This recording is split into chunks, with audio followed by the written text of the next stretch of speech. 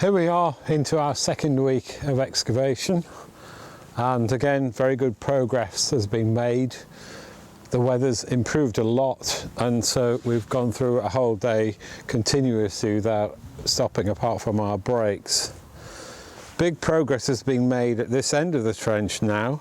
We've removed a loamy layer which contained a lot of pottery, animal bone, and particularly oyster shells. Very large number of oyster shells in this area here. Going under the ashy layer and loamy layer, we've got more stone coming around over here. Still not absolutely sure how this fits in with the ground penetrating radar, but it is just possible that it's the back part of our D-shaped feature. We've had this rather enigmatic rubble over here, and we're pretty sure now that this dark soil from about here to here is somebody excavating the site. Whether it's Philip Corder or not, we're not sure. It doesn't really look regular enough, but it's clear that this bit was disturbed, as we found a piece of probably even 20th century pottery and a piece of glass which is almost certainly 20th century in here. So it is possible it comes from Corder's excavation or some unofficial excavation at a later time. This rubble has been a bit of a problem. It's very high up in the surface. It's just under the limestone levelling layer, and it's got soil in between it. We thought it might have been a part of a wall, but we're not absolutely sure. It has been once part of a Roman wall, but it's probably not in its original position. You'll notice oyster shell amongst the stone here, loose stone there, here, and there does seem to be a curve of stones coming around here, but tomorrow we need to get down and remove this pedestal of soil that's still left, and it's possible that we're going to be joining up with this piece here, which perhaps might be something to do with this wall. We postulated that it might be some kind of buttressing, but certainly it doesn't look as definite as it once did.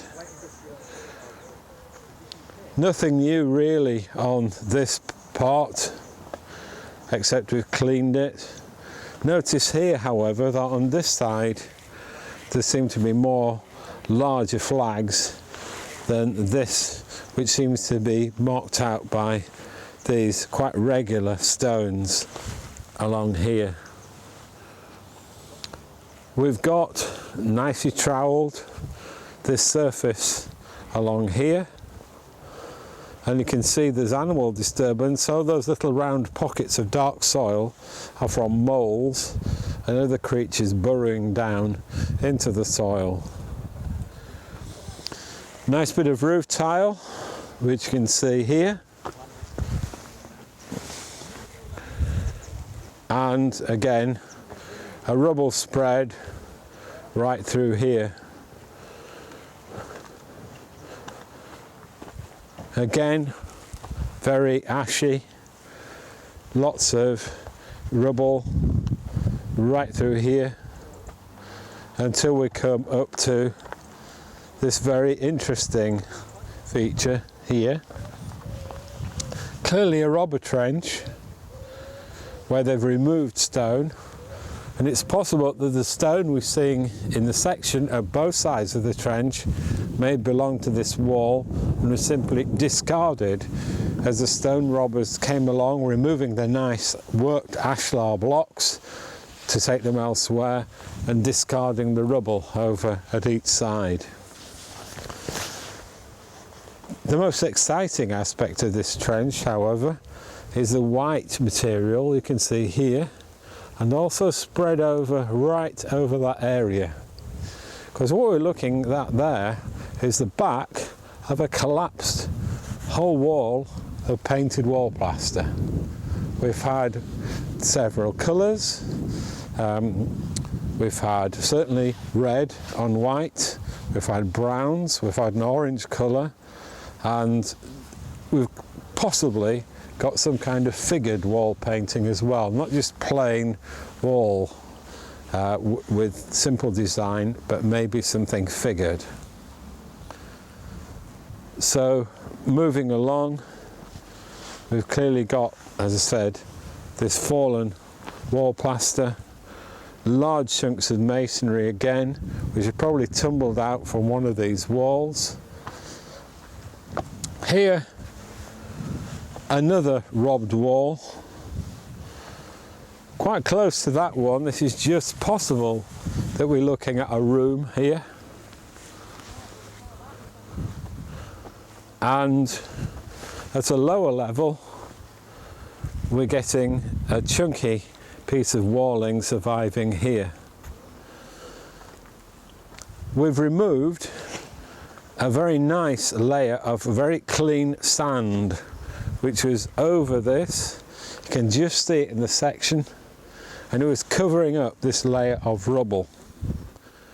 So once recorded, we will remove this layer and go further down.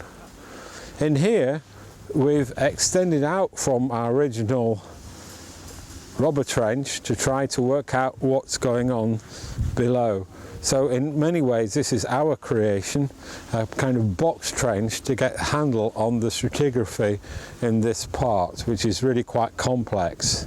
What is odd, that this stone feature didn't go right across this trench and stops about here. So it is possible that the rubber trench there is later and cut through this rubble layer. We're now to the bottom of this rubber trench, and you can see some of the walling that's left in place. Again, some of this material could be collapsed from when they took the nice stone out of this feature here. So as you can see, we've got ranges of rooms in this section of the trench which match pretty closely with what we got on the ground penetrating radar, but we're still not absolutely sure that we've got anything that looks exactly like the D-shaped anomaly in the ground penetrating radar. A possibility that some of the features of that end relate to it, but we can't be absolutely sure yet. We'll carry on digging down. We've got exactly 6 days left, so we'll see what happens.